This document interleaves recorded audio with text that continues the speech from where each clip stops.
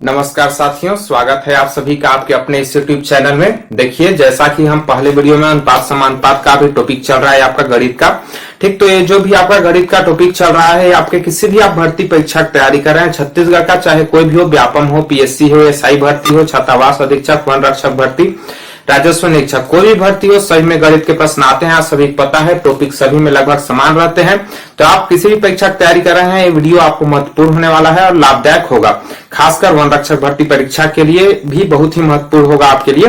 तो इसका हम पार्ट 4 देखते हैं आज, ठीक ना। पहले पार्ट 1, पार्ट 2, पार्ट 3 बन चुका है, जिसका लिंक आपको डिस्क्रिप्शन बॉक्स में मिल जाएगा। जैसे डिस्क्रिप्शन बॉक्स के लिंक को आप टच करोगे, गणित वीडियो प्लेलिस्ट के नाम से डिस्क्रिप्शन बॉक्स में मिल जाएगा, वहां से लिंक को टच करोगे तो आपको मिल जाएगा सारे वीडियो जितने भी गणित के बने हुए हैं। साथ में रीजनिंग का भी प्रैक्टिस सेट चालू हो गया है, उसको भी आप जाकर देख सकते हैं। तो आज हम क्या देखेंगे? आज हम देखेंगे गणित का प्रैक्टिस, गणित का जो है अनुपात समानुपात का जो है चौथा क्लास पार्ट 4, ठीक। तो इसमें किस प्रकार प्रश्न देखेंगे, चलिए टाइम ना पास करते हुए हम चालू करते हैं।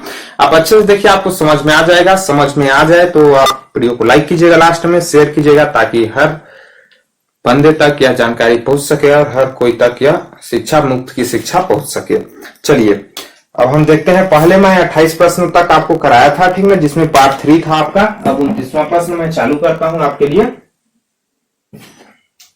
यहाँ है, देखिए प्रश्न है हमारे पास, ए तथा बी की आय का अनुपात 2:3 है और उनके व्यय का अनुपात 1:2 है। यदि उनमें से प्रत्येक की बचत 24,000 रुपए है तो एक आय ज्ञात कीजिए।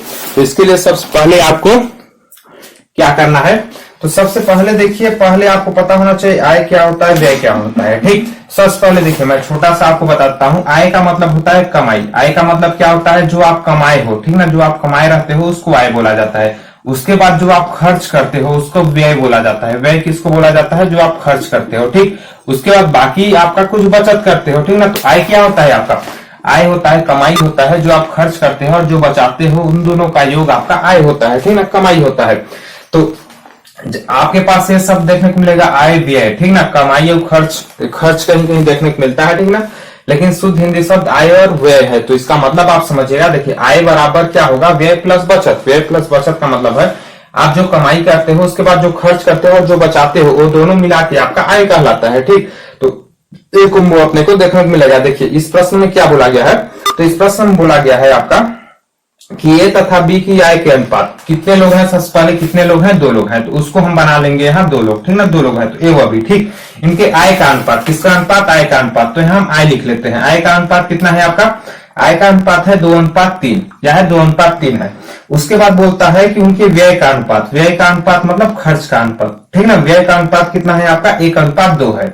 अब देखिए 1:2 है। अब बोल रहा है उनमें से प्रत्येक की बचत 24,000 है तो एक ही आय ज्ञात कीजिए। अब आय व्यय पता चल गया, आप अपने को क्या पता करना है? बचत, ठीक ना। और बचत ही दिया हुआ है दोनों का, तो बचत क्या होगा? देखिए आप ध्यान से समझिए। अब इसमें से बोला है प्रत्येक की बचत कितनी है? 24,000 रुपए। प्रत्येक की बचत, ए व बी दोनों की बचत कितनी है आपका? 24,000 रुपए है, ये बोला गया है, ठीक।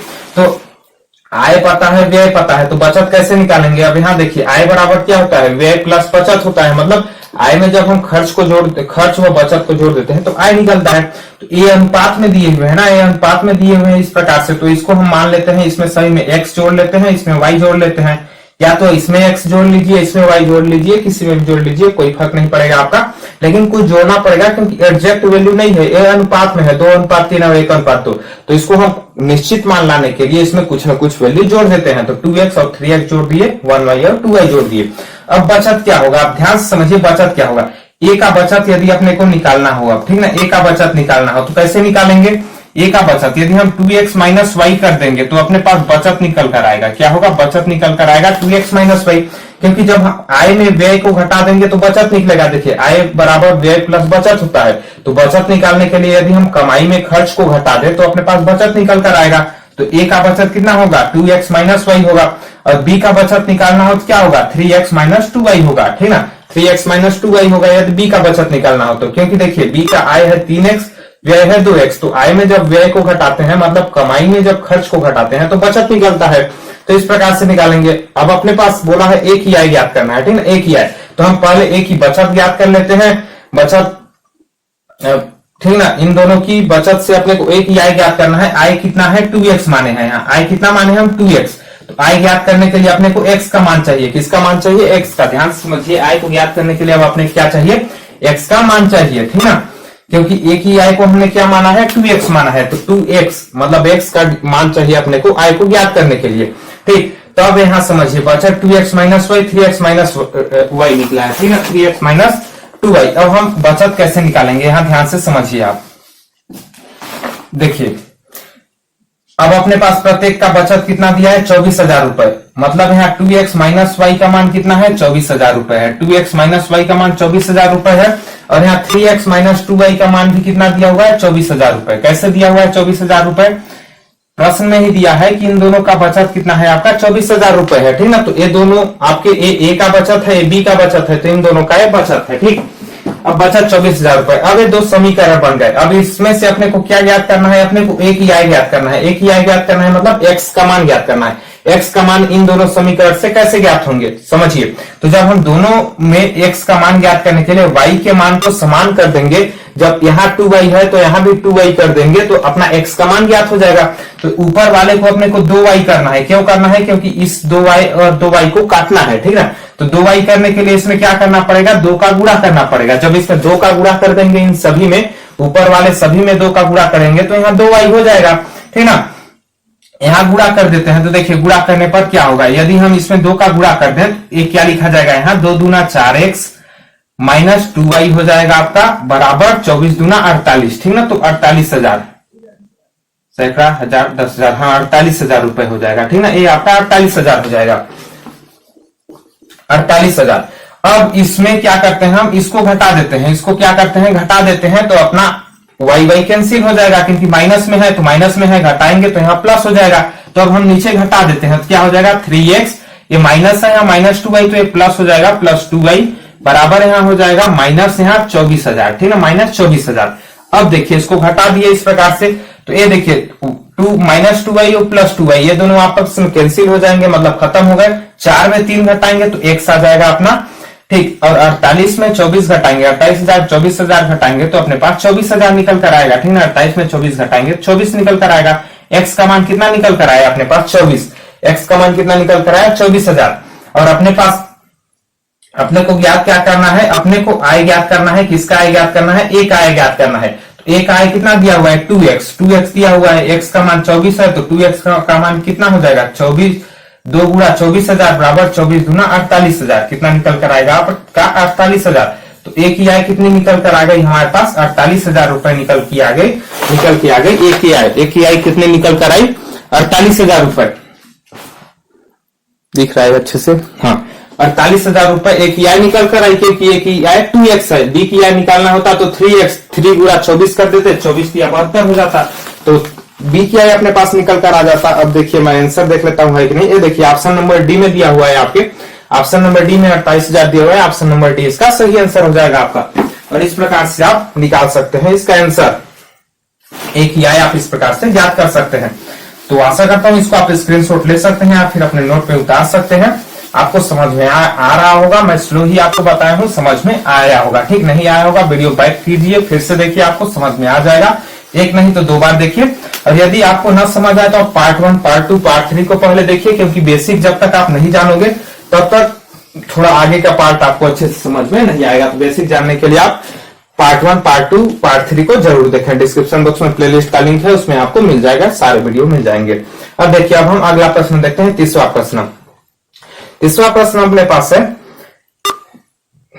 ठीक, मतलब इस बार आज का दूसरा प्रश्न। ए तथा बी की आय 5:3 में है। ए, बी एवं सी के खर्चे 8:5:2 अनुपात में है। यदि सी रुपए 2,000 खर्च करता है और बी रुपए 700 बचाता है तो ए की बचत कितनी है? प्रश्न को देख के घबराना नहीं है, शुरुआत से करते जाना है, आंसर ऑटोमेटिक आपका आएगा, देखने को आपको मिलेगा, उसमें कोई भी दिक्कत नहीं लेना है। देखिए ए तथा बी की आय का अनुपात, तो हम ए व बी 2 लोग हैं तो हम ए व बी 2 लोग बना देते हैं। इनके आय का अनुपात मतलब यहाँ क्या है? आय, ठीक ना। आय का अनुपात कितना है आपका? 5:3 है, तो यहाँ 5:3 लिख देते हैं, 5:3 है, ठीक।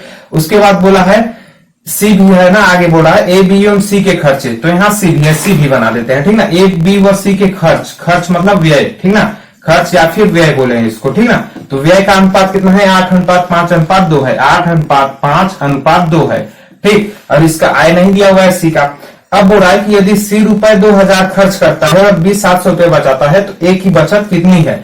यहाँ बचत अपने को बचत नहीं पता है किसी का, ठीक ना, बचत ज्ञात करना है। तो बचत के लिए हम क्या करेंगे, देखिए यहाँ x जोड़ देंगे दोनों में, क्योंकि अनुपात दिया हुआ है। मैं आपको जैसे पहले प्रश्न में बताया कि x y जोड़ देना है, यहाँ x जोड़ देंगे और यहाँ y जोड़ देंगे सभी में, ठीक है, यहाँ सभी में y जोड़ देंगे। आय में x जोड़े तो खर्च में y जोड़ दीजिए। अब बचत कैसे निकालेंगे, बचत अभी मैं आपको बताया कि जब आय में हम व्यय को घटा देते हैं, मतलब कमाई में खर्च को घटा देते हैं तो बचत निकलता है। तो इसमें 5x में 8y को घटा देंगे तो हमारे पास क्या निकलेगा, a की बचत, ठीक। और इसी में 3x में 5y को घटा देंगे हम, 3x माइनस 5y कर देंगे तो अपने पास b की बचत निकलेगा। b की बचत निकल जाएगा क्योंकि b की आय है और b की आय क्या है, व्यय है। 5y b का खर्च है और 3x b की आय है। अब अपने पास क्या बोला है, सी रुपए 2000 खर्च करता है। सी का खर्च कितना है, सी का खर्च है हम कितना माने हैं 2x, और इसी 2x का वैल्यू दिया हुआ है 2000 रुपए। ध्यान से समझिए, यहाँ देखिए इसी 2x का वैल्यू 2000 रुपए दिया हुआ है प्रश्न में। देखिए आप प्रश्न क्या दिया, सी रुपए 2000 खर्च करता है और सी का खर्च कितना निकाले हैं यहाँ 2y, ठीक ना, मतलब 2y। तो 2y का मान 2000 है तो y का मान यहाँ से हम निकलना चाहें तो कितना निकल कर आएगा, 2000 बट्टा 2 हो जाएगा, ठीक ना। y इस पर जाएगा 75 हो जाएगा, 2000 बट्टा 2 मतलब 1000 रुपए। y का मान कितना निकल कर आया अपने पास, 1000 रुपए। अब यदि हम इसका खर्च निकालना चाहें, a का खर्च और b का खर्च, तो आसानी से निकाल सकते हैं क्योंकि y का मान अपने पास निकल कर आ गया है। c 2000 रुपए खर्च करता है और c का खर्च हमने निकाला है कि 2y है, तो 2y का मान 2000 है तो y का मान 2000 बट्टा 2 1000 रुपए होगा। तो y का मान अपने पास निकल गया तो हम a की खर्च निकाल सकते हैं, b की भी खर्च निकाल सकते हैं क्योंकि 8y दिया हुआ है और 5y दिया हुआ है, ठीक। अब अपने पास निकालना क्या है, अपने पास अंतिम में निकालना है a की बचत। a की बचत निकालने के लिए अपने को x के भी मान चाहिए और y का भी मान चाहिए, ठीक ना। a का बचत निकालने के लिए 5x माइनस 8y है, ठीक ना। a का बचत 5x माइनस 8y, x का भी मान चाहिए, y का भी मान चाहिए। अपने पास y का मान निकल कर आ गया है। अब अपने क्या ज्ञात करना है, x का मान ज्ञात करना है, ठीक। तो x का मान आप कैसे ज्ञात करेंगे, ध्यान से समझिए। तो आगे हमारे पास प्रश्न क्या बोला है, सी रुपए 2000 खर्च करता है और बी रुपए 700 बचाता है। बी क्या है, 700 रुपए बचाता है। तो बी का बचत कितना दिया है, 700 रुपए। बी का बचत कितना दिया है, 700 रुपए। और बी का बचत यहाँ हमने कितना माना है, 3x minus 5y। 3x minus 5y ये है बी का बचत और इसी का मान है अपने पास 700 रुपए। तो यहाँ समझिए कितना दिया है, 3x माइनस 5y बराबर 700 रुपए। ये आपका दिया हुआ है, ठीक है, प्रश्न में दिया हुआ है कि नहीं। देखिए बी रुपए 700 बचाता है और बी कितना रुपए बचाता है, हमने निकाला है 3x माइनस 5y रुपए बचाता है, 3x माइनस 5y। तो इसी 3x माइनस 5y का वैल्यू क्या है, मतलब 3x माइनस 5y का मान कितना है, 700 रुपए। अब y का मान अपने पता है, y का मान 1000 रुपए है तो यहाँ y का मान रख देंगे। तो यहाँ हो जाएगा 3x माइनस 5 गुणा 1000, ठीक ना। y का मान 1000 है, 1000 रख देंगे बराबर 700 हो जाएगा। अब यहाँ क्या हो जाएगा, 3x माइनस 5000 बराबर 700 रुपए, ठीक। अब 5000 इधर पक्षांतर होगा तो माइनस में है तो प्लस में चला जाएगा। तो 3x का मान कितना आ जाएगा आपका, 700 प्लस 5000, 5000 प्लस 700 मतलब 5700 हो जाएगा आपका, 5700, ठीक। और अब 3x बराबर 5700 है तो x का मान निकालेंगे तो 5700 बट्टा में आपका 3 हो जाएगा। अब 5700 बट्टा 3, तो 3 से इसको काटेंगे तो 3 एकम 3, 19 तिया 57 होता है और डबल जीरो का डबल जीरो, तो यहाँ हो जाएगा 1900 हो जाएगा। x का मान कितना निकल कर आया, 1900 रुपए, ठीक। y का मान 1000 रुपए निकल कर आया, x का मान 1900 रुपए निकल कर आया। दिख रहा है नहीं अच्छे से, हाँ देखिए y का मान 1000 रुपए निकल कर आया, x का मान 1900 रुपए निकल कर आया। अब यही अपने को x और y का मान ज्ञात करना था क्योंकि अपने को ज्ञात करना है a की बचत। a की बचत कितनी है, 5x माइनस 8y है, ठीक ना। x और y का मान ज्ञात आ गया तो 5x माइनस 8y में हम मान रख देते हैं x और y का, तो अपने को a की बचत निकल कर आएगी। तो कैसे करेंगे, देखिए 5x मतलब 5 गुणा कितना है 1900 माइनस 8y मतलब 8 गुणा 1000 करेंगे, ठीक। तो ये कितना होता है आपका, अब देखिए 19 बच्चे कितना होता है 95, तो ये कितना हो जाएगा 9500 माइनस 8 गुणा 1000, 1000 अट्ठे कितना होता है 8000 रुपए, ठीक 8000। अब देखिए 9500 में 8000 को घटाएंगे तो अपने पास निकल कर आएगा 1500 रुपए। कितना निकल कर आएगा, 1500 रुपए। और यही 1500 रुपए आपका आंसर हो जाएगा क्योंकि अपने को एक का बचत ज्ञात करना है। एक का बचत अपने पास निकल कर आ गया। एक की बचत कितना निकला अपने पास, 1500 रुपए। तो एक की बचत आपकी 1500 रुपए ऑप्शन नंबर में दिया होगा। यहाँ देख लीजिए किसमें दिया हुआ है, ऑप्शन नंबर ए में दिया हुआ है 15,000 रुपए। ऑप्शन नंबर ए आपका सही और करेक्ट आंसर हो जाएगा 15,000 रुपए, ठीक है। तो इस प्रकार से हम कर सकते हैं हल। इस सवाल को भी। आशा करता हूं ये भी आपको समझ में आ रहा होगा, ठीक ना। बैक कीजिए, फिर से देखिए ना, समझ में आया तो आपको समझ में आ जाएगा, क्योंकि अच्छे तरीके से आपको डिटेल वाइज बताया गया है इसमें, तो आपको समझ में आ जाएगा। बेसिक आप देखना चाहते हैं तो जरूर पार्ट 1, पार्ट 2, पार्ट 3 को जाकर देख लीजिएगा, उसके बाद इसको देखेगा, ज्यादा अच्छे से समझ में आएगा। स्क्रीनशॉट ले लीजिए या फिर मैं इसको मिटा देता हूं अब, या आप नोट में उतार लीजिएगा आराम से वीडियो को यूज करके।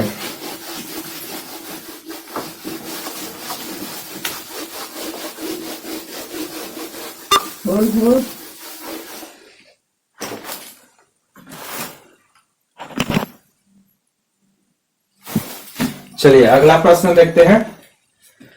अगला प्रश्न है अपने पास 31वां प्रश्न और तीसरा प्रश्न आज का, ठीक। ए और बी के वेतन का योग 2100 रुपए है। ए अपने वेतन का 80% खर्च करता है, बी 70% खर्च करता है। यदि उनका बचत 4:3 का अनुपात है, बचत का अनुपात 4:3 है, तो ए का वेतन कितना है, ठीक, ये पूछा गया है। अब चलिए शुरू से फिर से बना देते हैं, जैसे हम शुरू से कॉम्बिनेशन करते हैं उसी प्रकार से। ए और बी के वेतन का योग, मतलब ए व बी हम दो लोग बना लेते हैं, ठीक ना। ए व बी के वेतन का योग मतलब आय, वेतन मतलब क्या हुआ, आय, आय को ही तो वेतन बोलेंगे ना, जो कमाएंगे उसी को तो वेतन बोलेंगे, ठीक। वेतन का योग दिया है, योग दिया है 2100 रुपए, ठीक ना, योग दिया है। वेतन कितना है वो नहीं बताया गया है, ठीक है, योग 2100 रुपए है। अब बोला है तो वेतन को हम मान लेंगे कुछ, तब तो योग निकालेंगे ना, तो एक्स वाई मान लेते हैं कि ए का वेतन एक्स है, बी का वेतन वाई है। इसी प्रकार से मानेंगे कि ए का वेतन एक्स है, बी का वेतन वाई है, तो इनके वेतन का योग जो हो जाएगा 2100 रुपए हो जाएगा। तो 2100 बराबर क्या हो जाएगा, एक्स प्लस वाई बराबर 2100 रुपए होगा, ठीक। अब अपने पास बोला है ये अपने वेतन का 80% खर्च करता है, खर्च का बात है, ठीक ना, खर्च मतलब व्यय आपका हो गया, ठीक। अब व्यय क्या बोल रहा है कि ए अपने वेतन का 80% खर्च करता है। ए का वेतन कितना है, एक्स, हमने क्या माना है, ए का वेतन एक्स है, एक्स अपने वेतन एक्स का 80% खर्च करता है। एक्स का 80% मतलब एक्स गुणा 80/100 क्या होता है, एक्स का 80% का मतलब हुआ एक्स गुणा 80/100। किसी में भी परसेंट जुड़े, मान लीजिए आपके पास 20% है, 20% का मतलब क्या होता है, 20/100 क्या होता है, 20/100। तो यहाँ बोला है 80%, 80% का मतलब क्या हुआ, 80/100, और किसका, एक्स का 80%, का मतलब होता है गुणा, जहां भी का यूज हो वहां समझिए गुणा है। एक्स का 80% मतलब एक्स गुणा 80/100 होगा। अब ए 0 से 0 कैंसिल हो जाएगा, और 4 दूना 8 हो जाएगा आपका, और 5 दूना 10 हो जाएगा। तो ये कितना होगा आपका 4x/5, कितना होगा 4x/5 होगा। तो x का 80% कितना होगा यहाँ 4x/5, ठीक ना। तो ये अपने वेतन का 80% खर्च करता है, मतलब कितना खर्च करता है, 4x/5 खर्च करता है। कैसे निकाला ये आपको समझ में आया होगा। चलिए दूसरा निकालते हैं, फिर आपको समझ में और अच्छे से आएगा। बी 70% खर्च करता है। बी किसका 70% खर्च करता है, अपने वेतन का। बी अपने वेतन का 70% खर्च करता है, मतलब वाई का 70%। अब वाई का 70% का मतलब क्या है, वाई का 70% मतलब वाई गुणा 70/100, ठीक है। वाई का 70% का मतलब क्या हुआ, वाई गुणा 70/100। तो 0 से 0 कैंसिल आपका हो जाएगा, और 7 10 नहीं कटेगा, तो आपका ये हो जाएगा 7y/10। कितना होगा 7y/10, मतलब 7y/10 होगा। तो बी का खर्च कितना है, 7y/10 है, बी का खर्च है 7y/10। अब बोला गया है अपने पास यदि उनका बचत का अनुपात दिया हुआ है, ठीक ना, बचत का अनुपात दिया हुआ है। बचत का अनुपात कितना है आपका 4:3 तो है, लेकिन यहां से यदि हम बचत निकालना चाहें तो कैसे निकालेंगे, आपको मैं बता रहा हूं। बचत निकालने के लिए आय में व्यय को घटा देते हैं, मतलब कमाई में खर्च को घटा देते हैं तो बचत निकलता है। कमाई में खर्च को घटाते हैं मतलब आय में व्यय को घटाते हैं। आय कितना है, वेतन है, वेतन में मतलब खर्च को घटाएंगे तो अपना बचत निकलेगा। तो एक ही बचत निकालने के लिए क्या करेंगे, x - 4x/5, x - 4x/5 करेंगे। और b का बचत ज्ञात करने के लिए y - 7y/10 करेंगे, y - 7y/10, क्योंकि b का वेतन y है, मतलब आय y है, खर्च 7y/10 है, तो आय में व्यय को घटा देंगे तो बचत निकलता है। और इन्हीं दोनों का अनुपात जो है दिया हुआ है 4:3, यही दिया हुआ है। तो पहले हम इसको हल कर लेते हैं। देखिए x - 4x/5 है, तो भिन्न यदि आपने पढ़ा होगा तो जानते होंगे, इसका इधर गुणा होगा और एक घट के आपकी कितना आएगा, यहाँ आएगा आपका 5x - 4x/5, यहाँ आ जाएगा आपका x/5। फिर कितना निकल कर आएगा, x/5 आएगा। और यहाँ कितना आएगा, यहाँ हो जाएगा 10y - 7y, 10y - 7y/10 बराबर यहाँ हो जाएगा 3y/10। कितना निकल कर आएगा 3y/10, ठीक ना। और इसी का अनुपात अपने को दिया हुआ है यहाँ 4:3, मतलब यहाँ क्या दिया हुआ है समझिए, x/5 अनुपात 3y/10 का मान यहाँ कितना दिया हुआ है, देखिए x बट्टा 5:3 y बट्टा 10 का मान दिया हुआ है 4:3। 4:3 मतलब यहाँ 4:3, ठीक ना, 4:3 ये दिया हुआ है। ठीक, अब अनुपात का मतलब होता है बट्टा, आप सभी पता है अनुपात का मतलब होता है बट्टा। तो यहाँ क्या हो जाएगा, x बट्टा 5 बट्टा में हो जाएगा 3y बट्टा आपका 10, ये हो जाएगा बराबर 4/3 हो जाएगा। ठीक, अब बट्टा में जब बट्टा होता है तो नीचे का ऊपर चला जाता है, ऊपर का नीचे आ जाता है, ठीक ना, ऊपर का नीचे आ जाता है। मतलब यहाँ क्या हो जाएगा, यहाँ हो जाएगा x बट्टा 5 गुणा 10/3y बराबर यहाँ हो जाएगा 4/3। ठीक, 4/3 होगा। अब इसमें काटे तो 5 से कम 5, 5 गुना 10 होगा। आपने भिन्न नहीं पढ़ा होगा तो आपको एक कैलकुलेशन अच्छे से समझ में नहीं आ रहा होगा। इसके बाद अगला चैप्टर में भिन्न नहीं आपको पढ़ाऊंगा, ठीक ना, तो वहां आपको ये अच्छे से समझ में आ जाएगा। बाकी यदि आप बेसिक थोड़ा भी जानते होंगे, कैलकुलेटर आपको आता होगा, ठीक है, कैलकुलेशन करना, तो आप इसको समझ जा रहे होंगे। यहाँ से कैलकुलेशन खुद से कर सकते हैं। देखिए 5 से कम 5, 5 गुना 10, यहाँ हो जाएगा 2x/3y। क्या हो जाएगा, 2x/3y ये हो जाएगा। अब 2x/3y तो यहाँ क्या होगा आपका, इस प्रकार से यहाँ है। ठीक, चलिए यहाँ कचरा टाइप का हो रहा है, आपको समझ में नहीं आएगा, अच्छे से मैं बताता हूँ। यहाँ देखिए आप, ठीक, यहाँ क्या होगा, यहाँ है अपना 4/3। ठीक, तो यहाँ आप बताता हूँ, देखिए यहाँ अपने पास है 2x/3y बराबर 4/3 है। ठीक, तो यहाँ क्या हो जाएगा, इस प्रकार से तिर्यक गुणा हो जाएगा, तो ये हो जाएगा 6x बराबर 4×3=12y। तो x का मान 6 कम 6, 6 दूना 12 हो जाएगा। तो x बराबर 2y निकल कर आएगा। कितना होगा, x बराबर 2y निकल कर आएगा, मतलब x बराबर 2y है। ठीक, ये कॉम्बिनेशन अपने को मिला है। अब अपने पता है कि x प्लस y का मान कितना है, 2100 रुपए है। x प्लस y का मान 2100 रुपए है और x बराबर 2y है। तो x का मान यहाँ 2y रख देते हैं तो y का मान निकल कर आएगा। यहाँ देखिए मान रखते हैं यदि x का, तो क्या निकल कर आएगा समझिए। ठीक, x का मान रखते हैं तो क्या निकल कर आएगा, x का मान 2y रख देते हैं, यहाँ हम x का मान रख रहे हैं, ठीक ना, तो यहाँ x का मान 2y रख देते हैं। 2y प्लस y बराबर यहाँ 2100 रुपए है अपने पास, 2100 रुपए। तो यहाँ 3y 2y प्लस y बराबर 3y बराबर 2100 रुपए होगा। 3y का मान जब 2100 रुपए होगा तो y का मान कितना निकल कर आएगा, 2100/3 निकल कर आएगा। 2100/3 बोले तो 3 एकम 3, 3 सत्ते 21, 00 का 00, तो 700 रुपए y का मान अपने पास निकल कर आया। y का मान कितना निकल कर आया, 700 रुपए निकल कर आया। ठीक, अब अपने पास पूछा है a का वेतन कितना है, तो a का वेतन कितना है, x है। a का वेतन कितना है, x, इसको अपने ज्ञात करना है, x को ज्ञात करना है। अपने पास ज्ञात हुआ है y, अपने को ज्ञात करना है x को। तो देखिए y ज्ञात हो चुका है, तो x प्लस वाई बराबर 700 रुपए है। तो यहाँ y का मान रख देंगे तो x का निकल कर आ जाएगा। तो इसमें अब हम y का मान रख देते हैं, ठीक ना, y का मान क्या हो जाएगा, x प्लस 700 रुपए बराबर 2100 रुपए दिया हुआ है। ए का वेतन ज्ञात करना है, मतलब x का मान ज्ञात करना है। तो 700 को इधर पक्षांतर करेंगे तो माइनस में चला जाएगा, आपका प्लस में है तो x बराबर 2100 माइनस 700 होगा। जब x माइनस 2100 माइनस 700 करेंगे तो यहाँ अपने पास निकल कर आ जाएगा 1400 रुपए। कितना निकल कर आएगा, 1400 रुपए। यही 1400 रुपए आपका आंसर हो जाएगा। ठीक, यही 1400 रुपए आपका आंसर हो जाएगा। ऑप्शन दिया होगा, देख सकते हैं, ऑप्शन नंबर बी में दिया हुआ है 1400 रुपए। ऑप्शन नंबर बी आपका सही है, करेक्ट आंसर हो जाएगा 1400 रुपए। इस प्रकार से आप लंबे स्टेज, मतलब ये लंबा आपको दिख रहा है कैलकुलेशन, ठीक, और आप जितना ज्यादा मन में कैलकुलेशन करेंगे, कैलकुलेशन, ठीक ना, मतलब गणना जितना ज्यादा आप मन में करोगे उतना कम आपको जो है रफ कार्य में गणना करना पड़ेगा वहां। ठीक, और इसके बहुत शॉर्टकट तरीके भी हैं, मैं शॉर्टकट भी आपको बता सकता हूँ, लेकिन शॉर्टकट आपको बताऊंगा जब तक आप इस बेसिक को नहीं समझोगे कि आखिर ये बनता कैसे है, तो आप शॉर्टकट अच्छे से नहीं समझ पाओगे। यदि आप बेसिक को जानते हो तो आप शॉर्टकट खुद में बना लोगे, ठीक है। शॉर्टकट जो है आप खुद में बना सकते हो, किस प्रकार से शॉर्टकट होता है। तो यही आपके 3 प्रश्नों का एक कॉम्बिनेशन था। ठीक, तो कितने मिनट हो गए वीडियो की, आपके 24 मिनट हो गया। बहुत लंबा वीडियो हो गया, मतलब 3 प्रश्न आपके, ठीक ना, लेकिन भी डिटेल से आपको समझाया गया इन प्रश्नों का आंसर। इसको भी आप स्क्रीनशॉट ले सकते हैं आराम से, ठीक ना, या फिर अपने नोट में उतार लीजिएगा अच्छे से। तो 3 प्रश्नों को अच्छे से समझाया गया, इसलिए आपको समय भी लंबा लगा, ठीक ना, और प्रश्न भी आपके अच्छे खासे थे। और ऐसे प्रश्न आपके पूछे जाते हैं बड़े एग्जाम में, SI भर्ती हो गया, PSC का एग्जाम हो गया, ये सब में ऐसे प्रश्न पूछे जाते हैं। तो आप ऐसे प्रश्न हल करना सीख जाते हैं तो आपके लिए बहुत फायदेमंद होगा। छोटा एग्जाम तो आप आसानी से क्लियर करोगे, ठीक है ना, मैथ के प्रश्न मतलब हल कर लोगे। आशा करता हूँ वीडियो अच्छा लगा होगा। कैसा लगा कमेंट बॉक्स में कमेंट करके जरूर बताइएगा। साथ पे शेयर भी कीजिएगा ताकि हर कोई तक फ्री की शिक्षा पहुंच सके, क्योंकि जब आपको फ्री में कोई भी कंटेंट मिल रहा है तो उसको आपको लेने आना चाहिए अच्छे से और अपने लक्ष्य को प्राप्त जरूर करना चाहिए। तो आशा करता हूँ वीडियो अच्छा लगा होगा तो लाइक कीजिएगा, सब्सक्राइब कीजिएगा, चैनल पर नए हैं तो वीडियो देखने के लिए बहुत बहुत धन्यवाद आप सभी का। जल्द मिलेंगे अगले वीडियो में, तब तक के लिए जय हिंद साथियों।